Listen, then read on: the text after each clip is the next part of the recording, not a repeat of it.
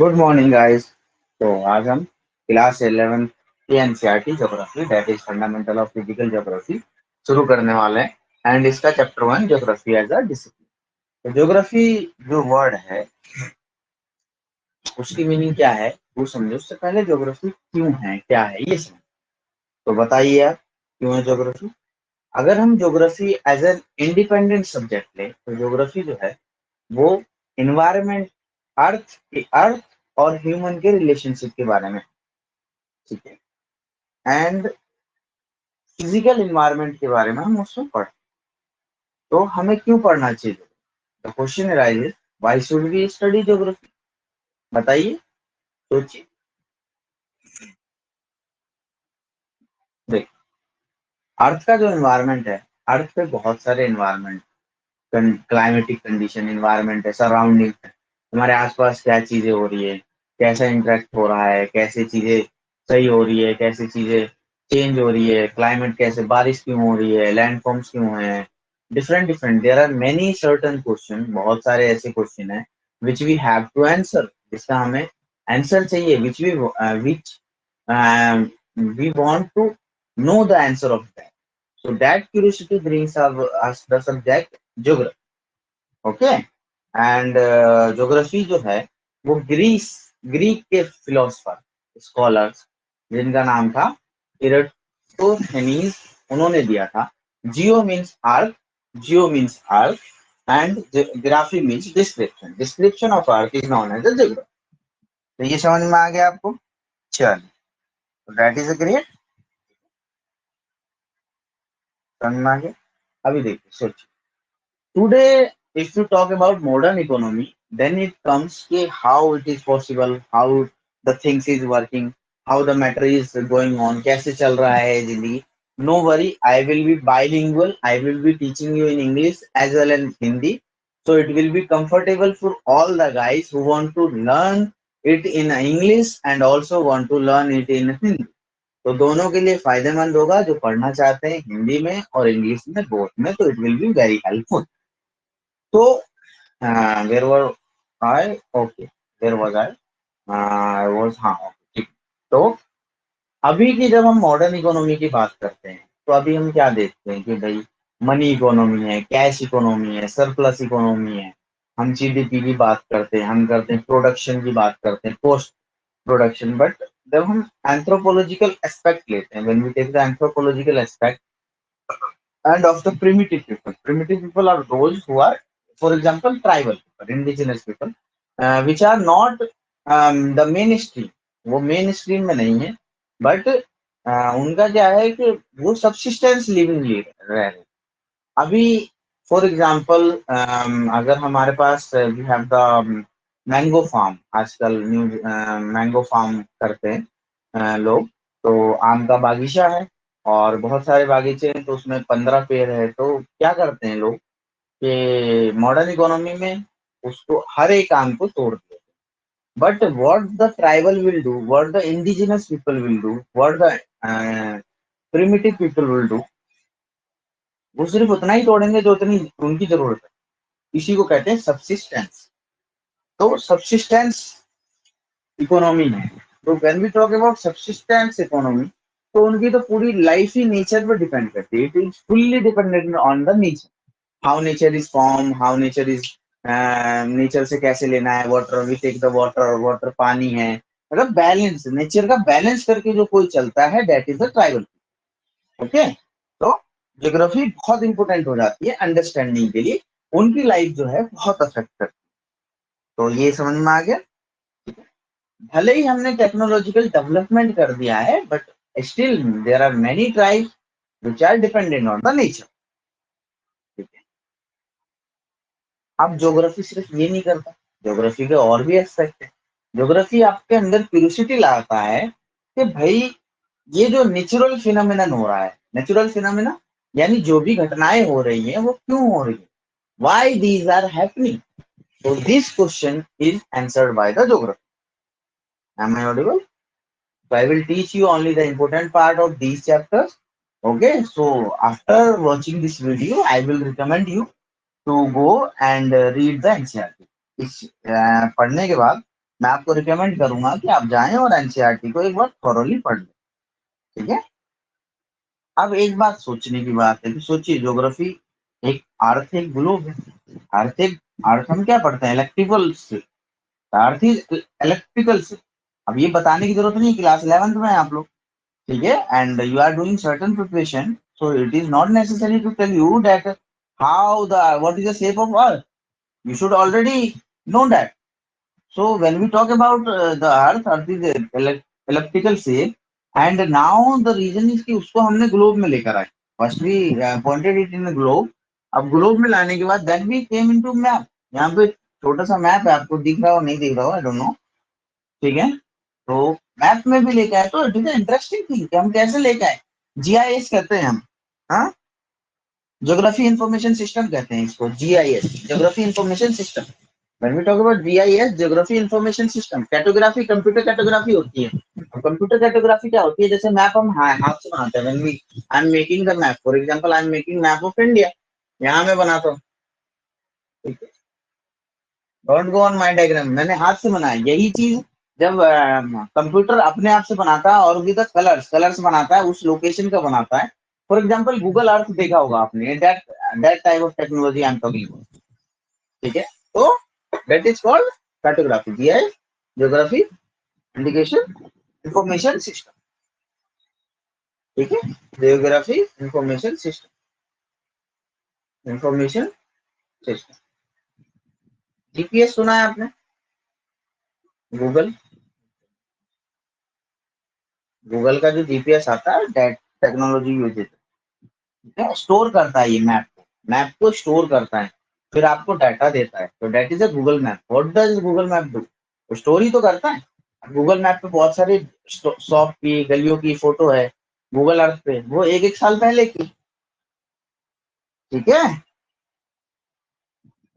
और कंप्यूटर कैटोग्राफी मैं बता ही चुका हूँ, पहले यहाँ लिख देता हूँ, कंप्यूटर कार्टोग्राफी,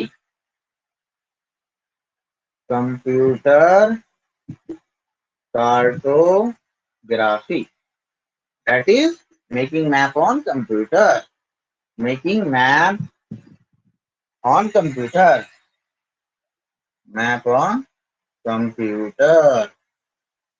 आई होप ये आपको समझ में आ गया होगा। हट जाता हूँ मैं। अगर आप में से कोई लिखना चाहे, छोटी छोटी चीजें लिखनी है, बाकी एनसीईआरटी पढ़ रीडिंग डालनी है। वीडियो देखने के बाद अगर आप एनसीईआरटी पढ़ेंगे तो बहुत ही आसानी से एनसीईआरटी समझ में आ जाए। तो ज्योग्राफी का मतलब समझा चुका हूँ। अब देखिए ज्योग्राफी कैसे अफेक्ट करता है लोगों की लाइफ को। Geography affect the life of people in many aspect. ये ज्योग्राफी से लाइफ इंसान का, हमें क्या लगता है कि भाई ज्योग्राफी जो है क्या ही करता होगा, फिजिकल इन्वायरमेंट को अफेक्ट करता होगा। भाई नहीं, ऐसा नहीं है, इट इज नॉट राइट। ठीक है, geography does not only do affect the physical life of any person, geography do also affect the social culture life of a person. कैसे, अभी मैं समझाता हूँ। फॉर एग्जाम्पल एक पर्सन है, वो रह रहा है रेगिस्तान में, तो उसकी लाइफ स्टाइल अलग है, उसका खाना अलग है। ठीक है, जो रेगिस्तान में रहता है, रेगिस्तान में रहता है, डिजर्ट एरिया में रहता है, the people who live in desert area, their food habit is different from the one who live in normal area, or who live in I'm sorry, who live in cold area, और for example जो राजस्थान में रहता है, एक example, जो राजस्थान में रहता है, अब राजस्थान का दाल बाटी चूरमा, हाँ, क्योंकि it is easy to digest, इसको वाटर ज्यादा नहीं चाहिए। और फिर अगर हम बात करते हैं जम्मू कश्मीर या लद्दाख में, तो या फिर कुछ हिली एरिया में, तो वहाँ क्या है, मीट का कंजम्पशन है। मीट का कंजम्पशन है, कोल्ड एरिया की बात कर रहा हूँ। If I am talking, Siberia का एग्जाम्पल ले लेते हैं। If I am talking about Siberia, तो वहाँ बहुत ज्यादा मीट कंजम्पशन करते हैं। क्यों मीट कंजम्पशन करते हैं, क्योंकि उनकी बॉडी को बचाने के लिए, देखिए evolution, during the course of evolution, evolution के दौरान, ये मैं बाद में हिस्ट्री वगैरह में और सॉरी बायोलॉजी में आई विल टीच। ठीक है, तो नथिंग टू वरी। तो during the course of evolution, evolution के दौरान क्या हुआ कि जो इंसान है वो अपना फर छोड़ते गए, और फर था नहीं ह्यूमन बींग को। फर यानी जैसे अपने पांडा देखा, पांडा के पास फर है। आपने वाइल्ड पोलर बियर देखा है, उसके पास फर है। तो ह्यूमन बीइंग के पास नहीं है ऐसा कुछ। तो ह्यूमन बीइंग को बचाने के लिए फैट है, मोटी टिश्यू, ये टिश्यू इसके अंदर एक फैट का पोजिशन, एडिपोज टिश्यू जो है। तो जो फर्स्ट लेयर होता है एंडोडर्म के बाद की लेयर है, ठीक है। तो that layer do the protection from the heat, protection from the sorry cold by conserving the heat, ठीक है। और तो ऐसे करता है। तो इसलिए क्या है कि उनका क्लाइमेट फूड अलग है, वो मीट कंजम्पशन ज्यादा करते हैं, रेगिस्तान वाले मीट कंजम्पशन नहीं करते हैं, वाटर का स्कार्सिटी है। तो उनका सोशल कल्चर कैसे चेंज हो गया, चेंज हो गया कि भाई वो लोग अलग काम कर रहे हैं, वो अलग कर रहे हैं, ठीक है।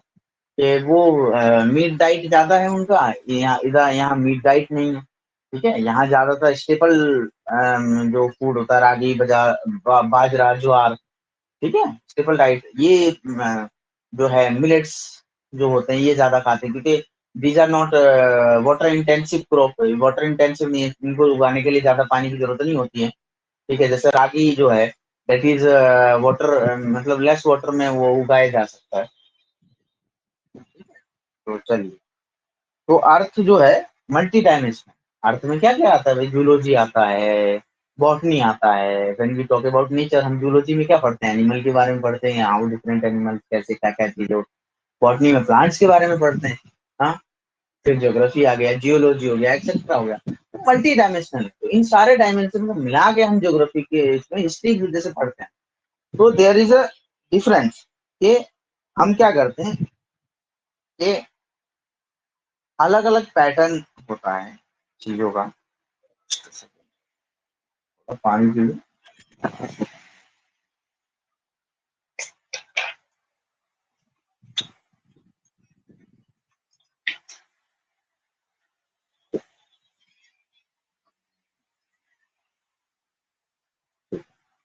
चलिए, तो जब हम बात करते हैं कि नेचर और ह्यूमन इंटरेक्शन, ये समझो, नेचर ह्यूमन इंटरेक्शन की बात करते हैं, तो हमें लगता है कि नेचर ह्यूमन को कुछ देता है, ह्यूमन भी नेचर को देता है, ठीक है। अब ह्यूमन क्या करता है, इम्प्रिंट छोड़ता है। इम्प्रिंट कैसे छोड़ता है, हम कहीं भी, ह्यूमन बीइंग एक ऐसी स्पीसीज है जो हर एनवायरमेंट में we learn to survive in each and every and हमको ये कैसे कर पाए, क्योंकि we are not a specialized human, specialized organism, we are the general generalized species. हम क्या है, जनरलाइज्ड हैं, यानी हम किसी एक एनवायरनमेंट के लिए, जैसे एलिफेंट है, एलिफेंट एक एनवायरनमेंट के लिए अडेप्ट हो गया, अब वो दूसरी एनवायरनमेंट में नहीं रह सकता, ठीक है। फिर फॉर एग्जाम्पल बंगाल टाइगर है, Bengal tiger is adapted in the Bengal region, हाँ, द सुंदरबन डेल्टा।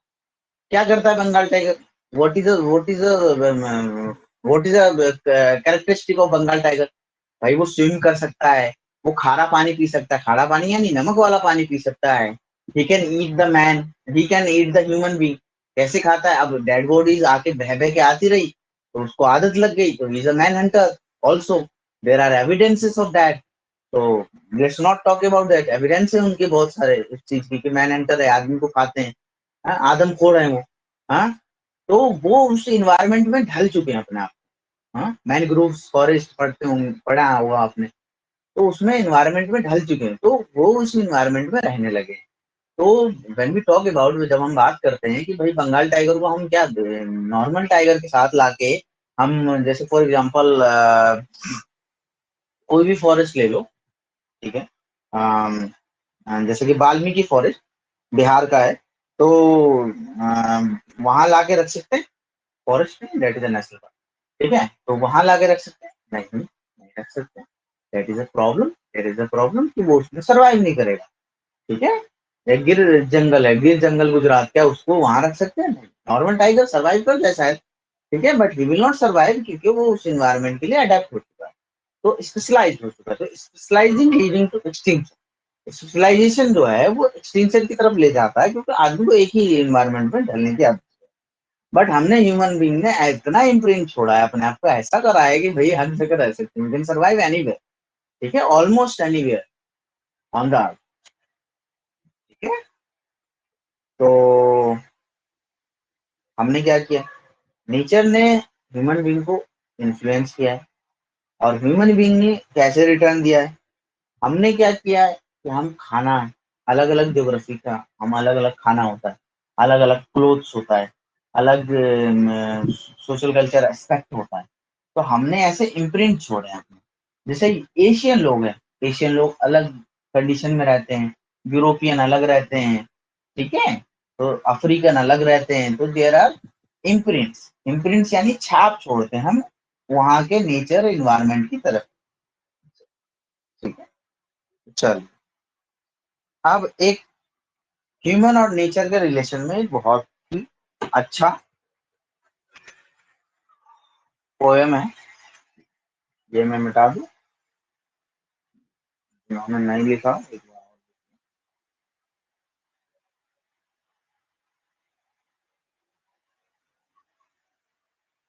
तो ह्यूमन और नेचर, और अकॉर्डिंग टू इंडियन सोसाइटी, हम नेचर को ही गॉड मानते हैं। इंडियन सोसाइटी नेचर को गॉड मानती है, not all the people but mainly Indian society nature को कहते हैं कि यही है देने वाला, जैसे आईवीसी इंडस वैली सिविलाइजेशन है। When we talk about Indus Valley civilization, it पूजा करते हैं वो फिगरीन का, फीमेल फिगरीन का, और नेचर की पूजा करते हैं, पेड़ों की पूजा करते हैं, तो ठीक है। तो अब हम बात कर रहे थे एक पोएम की जो nature and God, I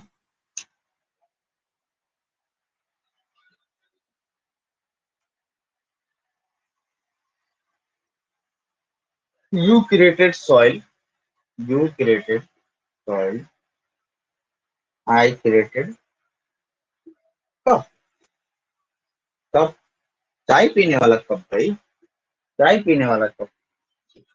You created soil, I created cup. You created night, I created lamp. You created night, I created lamp. You created wilderness,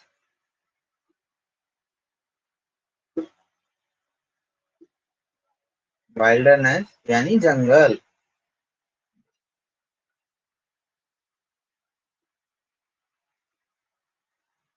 hilly terrains and and deserts.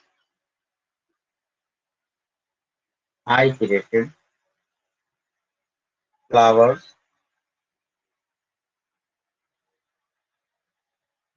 flower beds, gardens,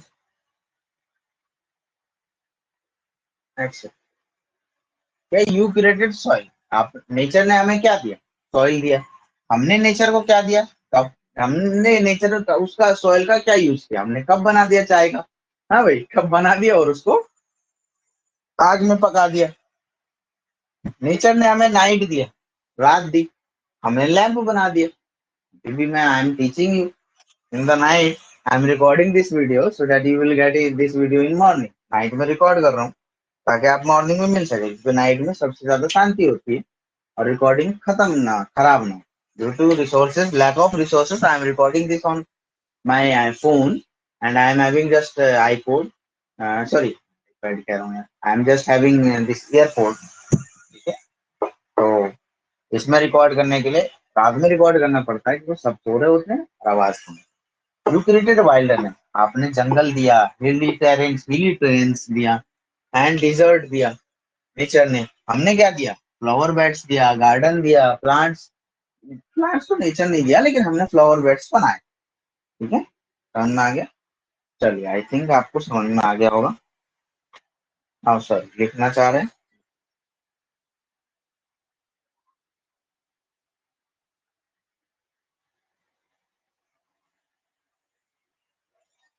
geography में तीन question, three set of question आते हैं, एक तो what, क्या है, क्या हुआ, एक वेयर। अब ये दो क्वेश्चन जो है ये अंग्रेज भी ढूंढते थे। कॉलोनियल टाइम में वो क्या करते थे, क्या हुआ, क्यों हुआ, ठीक है, क्या हुआ, कहाँ हुआ, व्हाट यानी क्या, वेयर कहाँ। वो जो नहीं जानना चाहते थे वो था तीसरा क्वेश्चन, वाई, क्यों। तो ये तीसरे क्वेश्चन के बिना ये दोनों अधूरा है, और मेन ये तीनों मिला के बहुत बड़ा स्ट्रक्चर बनता है, क्या हुआ, कहाँ हुआ, और कैसे।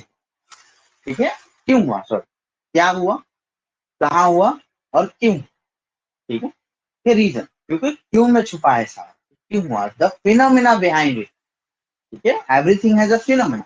और ज्योग्राफी का जो फिनोमिना है that is changes with time. For example एक लैंड फॉर्म्स है, लैंड फॉर्म्स यानी जमीन की आकृति। हाँ, एक जैसे फॉर एग्जाम्पल सबसे बड़ा एग्जाम्पल है आपका रायसेना हिल। एक जो प्रेसिडेंट है, प्रेसिडेंट हाउस बना हुआ है, वो रायसीना हिल पे बना हुआ है। Earlier that was a Aravalli mountain का एक्सटेंडेड पार्ट, रायसीना हिल। हाँ? हिल, हिल से क्या समझ में आता है, जबकि आप देखेंगे तो माउंटेन जैसा नहीं लगता है, but it is a mountain. क्योंकि वेदरिंग के रीजन से, वेदरिंग क्या होता है, सॉइल इरोजन जैसे होता है, वैसे पहाड़ों की वेदरिंग होती है, ये टूट टूट के गिरना। ठीक है, ड्यू टू धूप, धूप लग रहा है, हीट एंड कोल्ड हो रहा है, आगे आने वाले में मैं आपको पढ़ाऊंगा। ठीक है, नथिंग टू वरी। समझ में आ गया। 1 मिनट का ब्रेक देता हूँ मैं।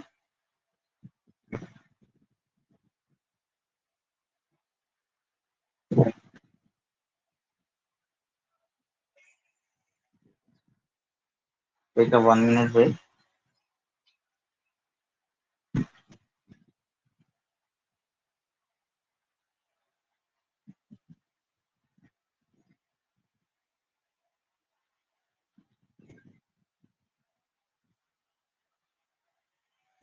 अब देखिए, अब ज्योग्राफी एंड हिस्ट्री की बात आती है, तो ज्योग्राफी जो है, geography and geography and history. अब मुझे बताइए दोनों में क्या डिफरेंस, सोचिए, 30 सेकेंड, फिर बताइए।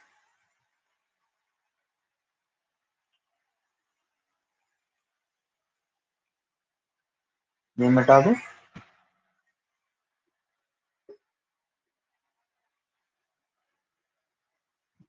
ज्योग्राफी जो है वो spatial synthesis, spatial synthesis, spatial synthesis करता है, और ये करता है temporal synthesis, temporal synthesis. Spatial synthesis का कोर्स क्या होता है कि जैसे कि स्पेस में स्पेस है, space, position, position, physical location, क्या बताता है, यही तो बताता है geography, physical location. And what does temporal synthesis tell you, time, duration, sequence. कोई भी हिस्टोरिकल इवेंट हुआ तो आप क्या करते हैं, सीक्वेंस में करते हैं कि टाइम लाइन है, 1605 में समथिंग हुआ, 1622 में समथिंग हुआ, 1617, 1628 में समथिंग हुआ, date is a sequence. Time line बना दिया, टाइम बता रहा है। सीक्वेंस सिंथेसिस स्पेस बता रहा है कि कहाँ है, कहाँ हो तुम, तो मैं दिल्ली में 98 डिग्री, दिल्ली तो नहीं होगा, 98 डिग्री 23 मिनट पे हूँ मैं। हाँ, तो it is telling the location, it is sorry, it is telling the location. तो ये अब हिस्ट्री और जो अब क्या है कि ज्योग्राफी का जो हिस्ट्री का जो क्वेश्चन है, हिस्ट्री के क्वेश्चन को हम ज्योग्राफी से भी बता सकते हैं। हिस्ट्री में कुछ चीजें जैसे हिस्ट्री के इवेंट है, जैसे इन्वेडर्स आए। अब हम क्या कह सकते हैं कि हिमालय जो है वो provided great barrier, great barrier यानी बहुत ही अच्छा बैरियर है जिसने हमें इन्वायरमेंट से बचाया। हाँ, लेकिन एट द सेम टाइम जो उसके पासेस हैं, देयर आर पासेस, आने वाली क्लासेस में आपको पता चलेगा। तो जो पासेस हैं, ठीक है, उन पासों ने क्या किया कि उन्होंने मौका दिया इन्वेडर्स को आने के लिए। ठीक है, पासेस होता है कि जो पहाड़ जब बर्फ पिघलता है वो रास्ता बनता है, उस रास्ते से लोग इधर से उधर जा सकते, दैट इज कॉल्ड पासेस। ठीक है, अभी के लिए इतना ही समझो, थ्योरेटिकल लेवल पे आगे बढ़ाऊंगा। ठीक है। और नेविगेशन टेक्नोलॉजी, ठीक है, वैसे तो ठीक है, हिस्ट्री बताता है, बट हिस्ट्री में जो लिखा है कि कोलंबस को सूरत का एक ट्रेडर मिल गया, वरना वो पहुंच नहीं पाता। बट अगर कंपास होता ही नहीं, तो क्या वो लोग सोचते भी कि हमें इंडिया जाना चाहिए? नहीं सोचते। तो रीजन बीइंग कि वो जो टेक्नोलॉजी है कंपास की, तो टेक्नोलॉजी ने भी हमें कितना नुकसान दिया। तो ज्योग्राफी से ये समझ। और डिफरेंट डिफरेंट साइंस से ज्योग्राफी ने बहुत कुछ लिए। जैसे हम पॉलिटिकल साइंस है तो हम उसको पॉलिटिकल ज्योग्राफी में पढ़ते हैं, एनवायरमेंटल साइंस है एनवायरमेंटल ज्योग्राफी में पढ़ते हैं, एंथ्रोपोलॉजी है उसको हम कल्चरल ज्योग्राफी में पढ़ते हैं। कल्चर क्या है, व्हाट इज कल्चर है, दैट इज एंथ्रोपोलॉजी। या एपिडोलॉजी है, सोइल ज्योग्राफी में पढ़ते हैं। बोटनी है, हम उसको पढ़ते हैं फाइटो ज्योग्राफी में। जूलॉजी है, जू ज्योग्राफी कहते हैं उसको। हाइड्रोलॉजी है, ओशियोनोग्राफी कहते हैं, हाइड्रोलॉजी यानी वाटर से रिलेटेड, ओशियोनोग्राफी कहते हैं। मेट्रोलॉजी है, हम क्लाइमेटोलॉजी में पढ़ते हैं। जियोलॉजी है, जियोमॉर्फोलॉजी में पढ़ते हैं हम। मैथ्स वगैरह भी पढ़ते हैं, जैसे एस्ट्रोनॉमिकल ज्योग्राफी या फिर मैथमेटिकल ज्योग्राफी। हाँ, स्टैटिक्स एंड इकोनॉमिक भी पढ़ते हैं। इकोनॉमिक को हम कहाँ पढ़ते हैं, इकोनॉमिक ज्योग्राफी में। पॉपुलेशन ज्योग्राफी में किसको पढ़ते हैं, डेमोग्राफी। जैसे हम वी टॉक अबाउट डेमोग्राफी, कहाँ पढ़ेंगे, पॉपुलेशन ज्योग्राफी। कि कैसे पॉपुलेशन है, ज्योग्राफी का कितना बड़ा है। पॉलिटिकल ज्योग्राफी बता चुका हूँ, हिस्टोरिक हिस्ट्री को कहाँ पढ़ेंगे, हिस्टोरिकल ज्योग्राफी में। सोशियोलॉजी से क्या लेता है ज्योग्राफी, सोशल ज्योग्राफी। फिलोसफी से क्या लेता है, ज्योग्राफिकल थॉट। आई थिंक ये क्या है, फील्ड ऑफ ज्योग्राफी के बारे में बात करो। तो ये अब हम क्या होता है ना, ज्योग्राफी में हम स्पेस और टाइम को चेंज करते हैं, स्पेस और टाइम को हम एक्सचेंज करके लिख सकते हैं। जैसे कि मैंने कहा एक प्लेस है, should I rub this? देखते हैं लिखने में। समझने का एस्पेक्ट ज्यादा था इसमें।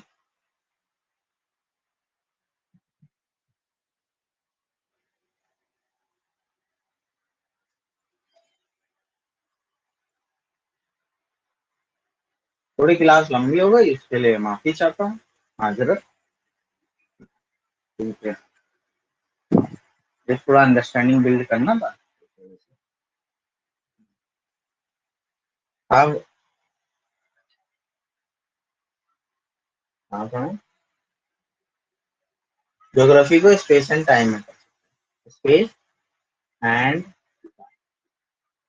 तो हम एक तरीके से देखते हैं। तो जैसे मैंने कहा ए से बी 1500 किलोमीटर, 1500 मीटर है। या मैंने कहा, हाँ यार 1500, 150 किलोमीटर, 150 किलोमीटर। या मैंने कहा ए से बी या बी से ए 2 आवर्स का रास्ता है, तो मैंने 150 किलोमीटर को आवर्स में बता दिया। तो ये ज्योग्राफी देता है हमें। यस, समझ में आया। ठीक है, थोड़ा सा नया चैप्टर है, शुरू का चैप्टर है, तो इट विल टेक टाइम। ठीक है, अब जैसे जैसे अंडरस्टैंडिंग बनती जाएगी, उस समय कम होता जाएगा, and which will help you. अब ब्रांच जो है, मेजर अप्रोच की बात की। मेजर अप्रोच जो है वो दो है। एक अप्रोच क्या है, सिस्टमेटिक अप्रोच, और एक है रीजनल। सिस्टमेटिक अप्रोच एग्जाम्पल, जैसे हम बात करते हैं कि बारिश हो रही है, या फिर फॉरेस्ट की बात करते हैं, फॉरेस्ट रिलेटेड टाइपोलॉजी का मतलब होता है किसी भी एक इन्वायरमेंट है और उसकी हम कैसे टाइपोग्राफी, कैसी लैंड के बारे में हम बात कर रहे हैं, कैसा स्ट्रक्चर है, कैसा उसका वो है, अम, उस एरिया का एनवायरनमेंट कैसा है।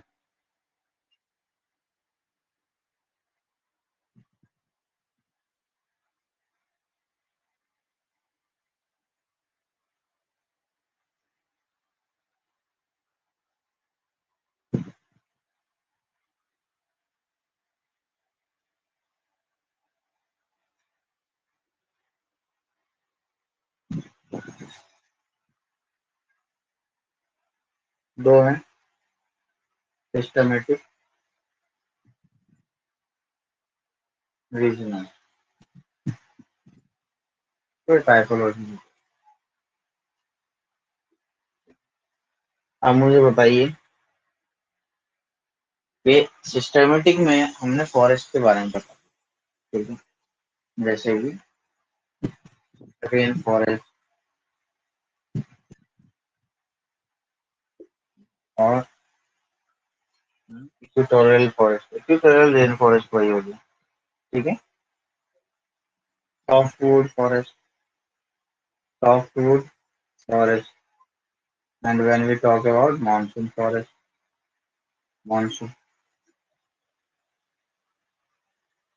ठीक है, मॉनसून, इसी को कह देते हैं, ये इंग्लैंड में होता है मॉनसून फॉरेस्ट। अब मुझे बताओ कि ये डिफरेंट हायर हायर के एरिया हम अलग अलग पढ़ रहे हैं, एक सिस्टमेटिक वे में कि ये क्या क्या है, पढ़ लिया हमने। अब हम क्या करेंगे, रीजनल पढ़ेंगे, ठीक है। अब हम डिफरेंट रीजन में डिवाइड कर देंगे वर्ल्ड को। यूरोप हो गया, इंडिया हो गया, साउथ ईस्ट एशिया हो गया, एशिया हो गया, एशिया को भी हम फर्दर, तो ये रीजनल अप्रोच, ठीक है। और ये रीजनल अप्रोच किसने दिया था, सोचिए। ये थे हम्बोल्ट, अलेक्जेंडर वोन हम्बोल्ट, अलेक्जेंडर अलेक्जेंडर वोन हम्बोल्ट, ये दिया था रीजनल अप्रोच। और उसके बाद फिर आपको पता ही है कि ज्योग्राफी की क्या क्या ब्रांच है। जियोमॉर्फोलॉजी, हम क्या पढ़ते हैं जियोमॉर्फोलॉजी में, लैंड फॉर्म्स के बारे में, कैसे है, ठीक है, इसका इवोल्यूशन कैसा है, प्रोसेस कैसा है। क्लाइमेटोलॉजी में हम क्लाइमेट के बारे में पढ़ते हैं, हाइड्रोलॉजी में हम वाटर के बारे में पढ़ते हैं, ocean, lake, river, land forms कैसे हैं, कैसे इसके बारे में एक्टिविटी है। सॉइल ज्योग्राफी में हम सबके बारे में पढ़ते हैं, फर्टिलिटी पढ़ते हैं, स्टेटस पढ़ते हैं। ह्यूमन ज्योग्राफी में हम क्या पढ़ते हैं, ये जो एस्पेक्ट है ये फिजिकल, फिजिकल ज्योग्राफी में geomorphology, climatology, hydrology and soil geography. And now human geography, human geography में क्या पढ़ेंगे, सोशल कल्चर ज्योग्राफी, ये कैसे इंसान का है, कल्चर कैसे चेंज हुआ, अलग अलग जगह पे कल्चर अलग अलग क्यों है, दीज आर द थिंग। फिर इसी में आ गया ह्यूमन ज्योग्राफी में पॉपुलेशन एंड सेटलमेंट, कौन सी पॉपुलेशन कहाँ रह रही है, अर्बन है, रूरल है, इकोनॉमी सेटलमेंट कैसा है, बीस। इकोनॉमिक ज्योग्राफी में हम क्या पढ़ेंगे, ये इकोनॉमी कैसी है, कैश इकोनॉमी है, टूरिज्म कैसा है, एग्रीकल्चर कैसा है, इंफ्रास्ट्रक्चर कैसा है, सर्विसेज कैसी है। और हिस्टोरिकल ज्योग्राफी में कैसे एवरी एवरी रीजन जो है, हर रीजन को कैसे चेंजेस हुए हैं, कैसा उसका एस्पेक्ट चेंज हुआ है ना। और फिर पॉलिटिकल ज्योग्राफी, ये पॉलिटिकल कैसी है, जैसे आजकल पीएम होते, प्राइम मिनिस्टर, पहले तो नहीं थे, अभी बैंड ऑर्गेनाइजेशन होता है, विलेज बेस्ड ऑर्गेनाइजेशन होता है, हाँ, सरपंच होता है, पंचायत होता है, तो दीज आर डिफरेंट, ठीक है। और बायो ज्योग्राफी में क्या पढ़ेंगे भाई, प्लांट ज्योग्राफी पढ़ेंगे, प्लांट के बारे में, जू ज्योग्राफी, जू एनिमल्स के बारे में, इकोलॉजी, इकोसिस्टम हैबिटेट के बारे में, एनवायरमेंट, एनवायरमेंटल जियोग्राफी, कैसे हमें एनवायरमेंटल प्रॉब्लम, लैंड ग्रेडेशन, ठीक है, पॉल्यूशन, एनवायरमेंट पॉल्यूशन, ये सब के बारे में। चलिए 2 मिनट, 1 मिनट देख लेते हैं।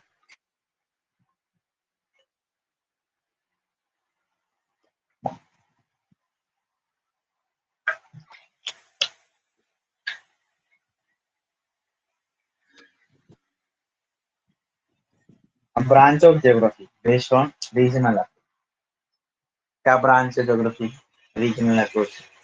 रीजनल स्टडी, एरिया स्टडी, हम क्या करते हैं, रीजनल स्टडी करते हैं या फिर एरिया स्टडी करते हैं पहले।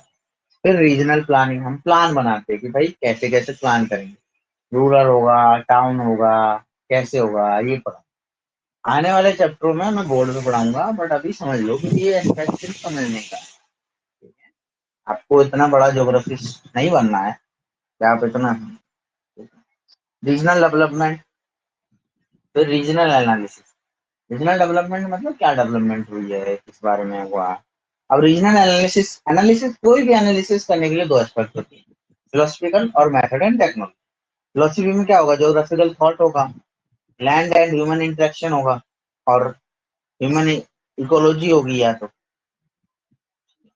और मेथड में क्या है, कार्टोग्राफी है, बता चुका हूँ, कार्टोग्राफी कंप्यूटर कार्टोग्राफी या नॉर्मल कार्टोग्राफी।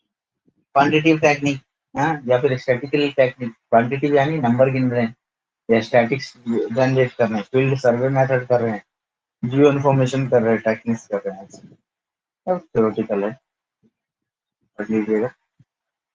और सबसे इम्पोर्टेंट जो है, ये फिजिकल ज्योग्राफी जो हम पढ़ रहे हैं, दैट इज, हमारा चैप्टर का नाम है फंडामेंटल ऑफ फिजिकल। क्या इम्पोर्टेंस है, तो ये मैं एक अच्छे तरीके से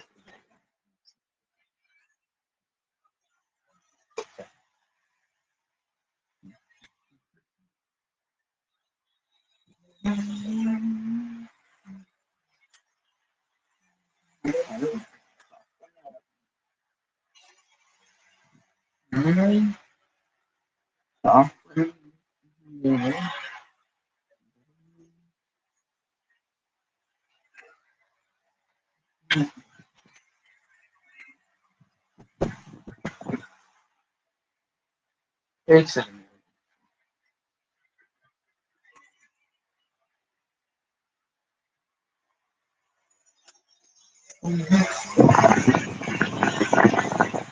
मैं डस्टर से साफ करता हूँ ना, वो नहीं।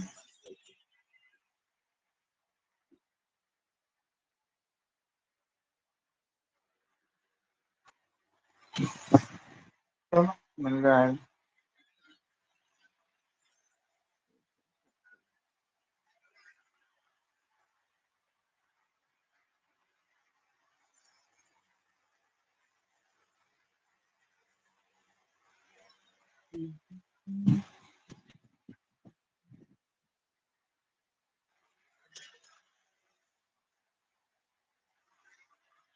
ना मिल गया, बताओ। यहीं रखा था मैं, क्या कहते हैं ना, बगल में छोरा नगर में ढिंढोरा। देखिए,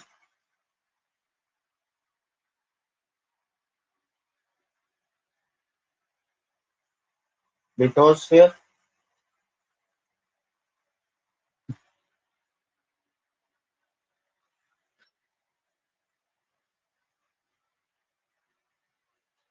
एटमोस्फेयर एंड हाइड्रोस्फीयर। अब इन तीनों का जहाँ कंजर्व होता है, इसको कहते हैं बायोस्फीयर। जहाँ ये तीनों, और यही लाइफ पनपती है, यह लाइफ चल, दैट इज कॉल्ड बायोस्फीयर। अब लिथोस्फीयर में क्या क्या लैंड फॉर्म आ सकता है, बताइए।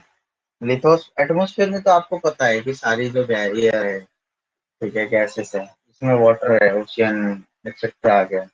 इसमें क्या आ गए, पहाड़ आ गए, लैंडफॉर्म्स आ गया, हाँ, ठीक है। और यहाँ लाइफ अर्थ पे, ये बायोस्फीयर, ये तीनों मिलता है। बाकी जो प्लेनेट है, बाकी प्लेनेट से अर्थ को क्या डिफरेंस बनाता है, तो यही डिफरेंस बनाता है।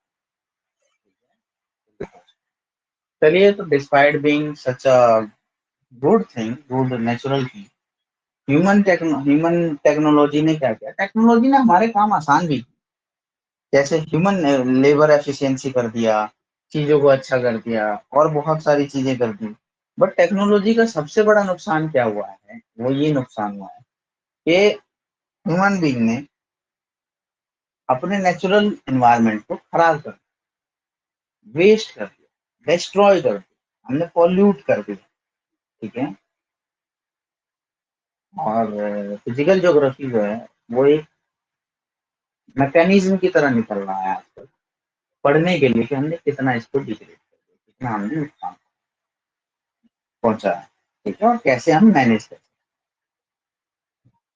हमने क्या कर दिया, टेक्नोलॉजी ने एक इकोलॉजिकल इम्बैलेंस बना दिया। इन अ सिंपल और वन वर्ड इफ आई से, technology has created a ecological imbalance. So that's all for today guys. I think class थोड़ी लंबी हुई, शायद बोरिंग भी लगे आपको। के लिए माफी चाहता हूँ। पहला चैप्टर था, थोड़ा कुछ अंडरस्टैंडिंग बिल्ड करना था, नहीं समझ में आया तो एक बार और देख। If you have any doubt, you can put in comments. Shortly reply. I will reply without very possibility. So thank you. Bye bye.